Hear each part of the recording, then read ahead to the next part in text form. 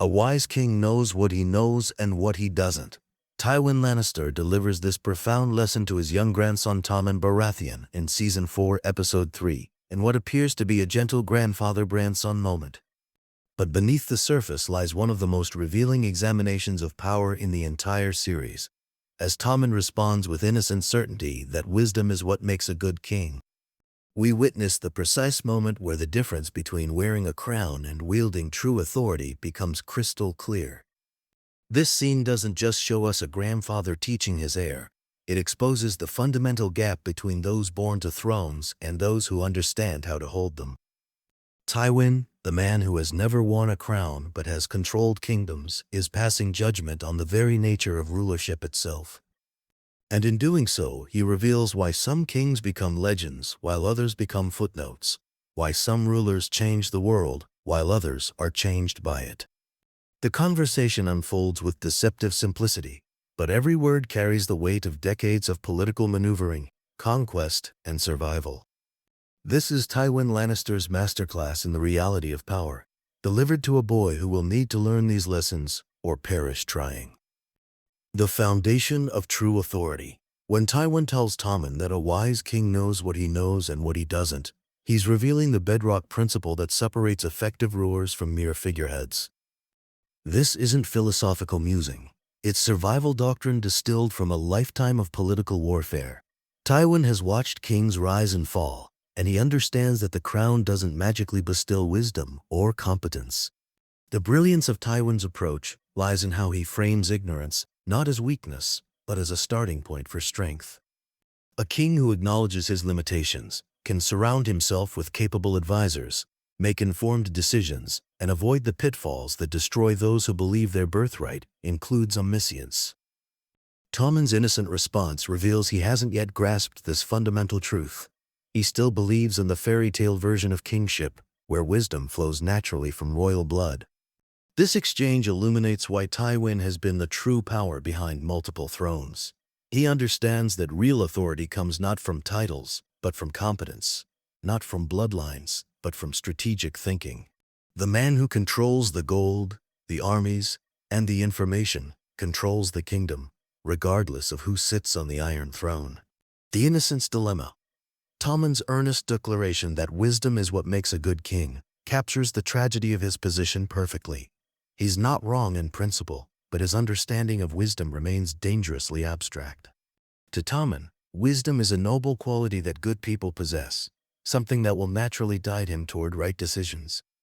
He hasn't yet learned that in the Game of Thrones, wisdom often means choosing between terrible options, that good intentions can lead to catastrophic outcomes, and that sometimes the wise choice is the cool one. The boy king's innocence becomes both his greatest asset and his fatal flaw. Unlike his brother Joffrey, Tommen possesses genuine goodness and a desire to rule justly. But in a world where lions devour sheep regardless of their moral character, goodness without cunning becomes vulnerability. Tywin recognizes this immediately. He sees a grandson who could become a puppet, manipulated by anyone clever enough to exploit his noble instincts. This scene foreshadows Tommen's entire arc. His determination to be a good king, untempered by understanding of political reality, will make him susceptible to manipulation by the High Sparrow, Cersei, and ultimately Margaery. His wisdom, such as it is, lacks the hard edge necessary for survival in King's Landing. The Master's subtle warning. Tywin's lesson contains layers of meaning that extend far beyond simple advice. When he emphasizes knowing what you don't know, he's actually delivering a warning about the dangers that surround any king, but especially one as young and inexperienced as Tommen. The hand of the king has seen too many rulers destroyed by their own certainty, too many kingdoms lost because a monarch couldn't distinguish between confidence and competence. The subtext of this conversation is Tywin's assessment of the threats facing his grandson.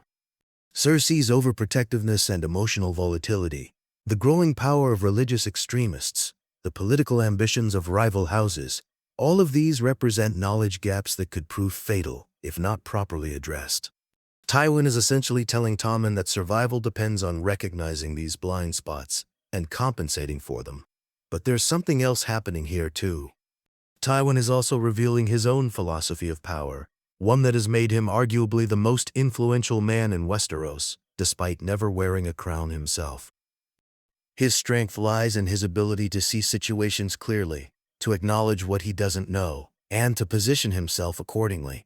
This is why he can control kings while remaining in the shadows. The burden of the crown. The exchange highlights the crushing responsibility that comes with absolute power. Tommen inherits not just a throne, but the weight of millions of lives, the legacy of centuries of Targaryen rule, and the immediate crisis of a kingdom torn apart by war.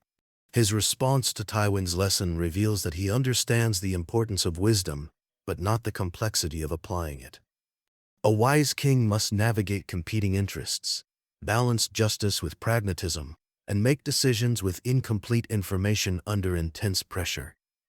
Tommen's idealistic view of kingship doesn't account for the reality that every decision creates winners and losers, that mercy can be seen as weakness, and that justice can be interpreted as tyranny, depending on one's perspective. Tywin's emphasis on knowing your limitations becomes especially crucial in this context. A king who overestimates his abilities or understanding can trigger rebellions, economic collapse, or foreign invasion through well-intentioned but poorly conceived policies. The graveyard of history is filled with rulers who believed their good intentions were sufficient qualification for absolute power. The generational divide. This scene also exposes the fundamental difference between earned authority and inherited authority. Tywin has spent decades building his power base through strategic marriages, military victories, financial acumen, and political maneuvering. Every aspect of his influence has been tested in the crucible of real-world consequences. Tommen, by contrast, has had power thrust upon him without any of the formative experiences that create true leaders. The tragedy is that Tommen possesses qualities that could make him an excellent king under different circumstances: compassion, a genuine desire for justice, and humility.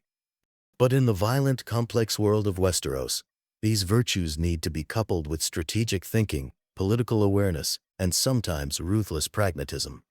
Tywin understands this. Tommen does not.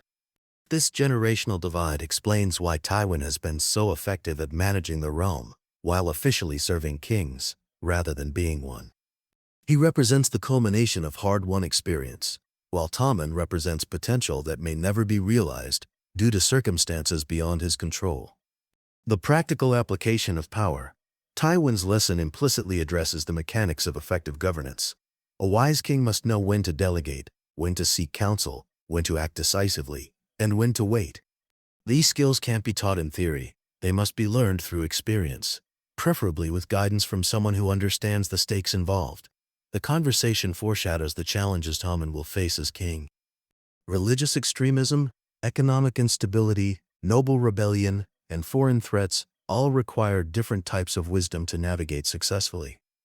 A ruler who doesn't understand the complexity of these challenges, or who can't recognize when he's out of his depth, becomes a liability to his own kingdom.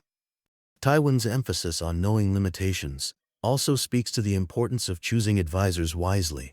A king who understands what he doesn't know can identify the expertise he needs and surround himself with competent counselors. But this requires the humility to accept that others may know more about specific subjects, and the judgment to distinguish between good advice and self-serving manipulation. The price of innocence. Tommen's response reveals the dangerous naivety that will ultimately contribute to his downfall. His belief that wisdom alone makes a good king overlooks the necessity of strength, cunning, and sometimes cruelty in maintaining power. This innocence, while morally admirable, becomes a strategic weakness in the Game of Thrones, where good intentions can be exploited by those with darker purposes. The scene establishes that Tommen's greatest enemy may not be rival claimants or foreign invaders, but his own good nature. His desire to be loved rather than feared, to be just rather than effective, to be good rather than successful, sets him up for manipulation by anyone who can frame their agenda in terms of moral righteousness.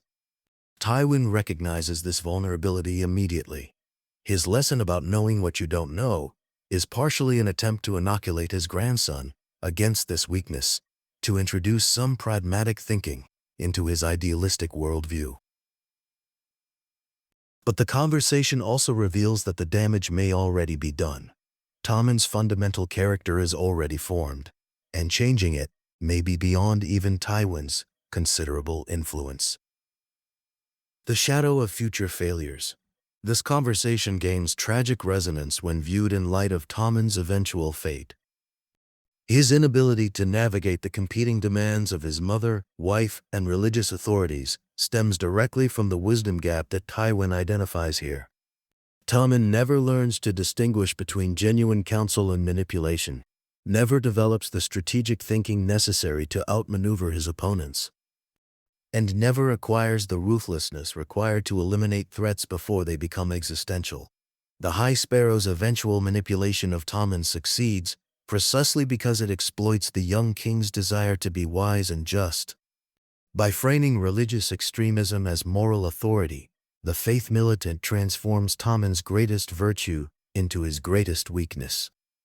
His inability to recognize this manipulation, or to respond effectively once he does understand it, leads directly to the destruction of everything he holds dear.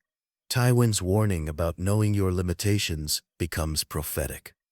Tommen's failure to understand the true nature of his political situation, his inability to recognize the threat posed by religious fundamentalism, and his misplaced trust in advisors with hidden agendas all stem from the wisdom gap that this scene identifies. The essence of true rulership. The distinction Tywin draws between kings and rulers extends beyond individual competence to encompass the fundamental nature of political power. A king may inherit authority through bloodlines, but a ruler must earn and maintain that authority through competence, strategic thinking, and the ability to navigate complex political landscapes successfully. This scene reveals why Tywin has been more influential than most kings, despite never wearing a crown himself. His power stems from his understanding of how political systems actually work, his ability to anticipate and counter threats, and his willingness to make difficult decisions based on practical rather than ideological considerations. These qualities make him a ruler in everything but name. The conversation also illuminates why the Iron Throne has become such a destructive force in Westeros. When the ultimate symbol of authority can be inherited rather than earned, it creates a system where incompetent rulers can cause massive damage simply through their inability to govern effectively. Tommen represents this systemic weakness perfectly, a good person thrust into a role requiring skills he doesn't possess and may never acquire. The weight of legacy. Tywin's lesson carries the weight of his entire political philosophy, developed over decades of managing the complexities of noble politics. His emphasis on wisdom through acknowledgement of limitations reflects his understanding that effective governance requires constant learning, adaptation, and strategic thinking. This approach has made House Lannister the most powerful family in Westeros, but it also highlights the fragility of that power when dependent on the competence of individual rulers. The scene establishes that Tommen's reign will be defined by his ability to learn these lessons quickly enough to survive the challenges he'll face. His innocent confidence in the power of wisdom, while admirable in principle, must be tempered with practical understanding of political realities if he hopes to maintain his throne and protect his kingdom. The final truth. A wise king knows what he knows and what he doesn't. This simple statement contains the entire philosophy that separates effective rulers from failed ones, that distinguishes those who shape history from those who are shaped by it. Tywin Lannister, the man who never wore a crown but controlled kingdoms, passes this wisdom to his grandson in a moment that defines the trajectory of both characters. The tragedy is that Tommen, despite his good intentions and genuine desire to be a worthy king, never fully grasps the depth of this lesson. His reign becomes a case study in the difference between noble aspirations and political competence, between inherited authority and earned power. In the Game of Thrones, wisdom without strength, goodness without cunning, and intentions without capability become liabilities that others will exploit, without mercy. This scene proved that the difference between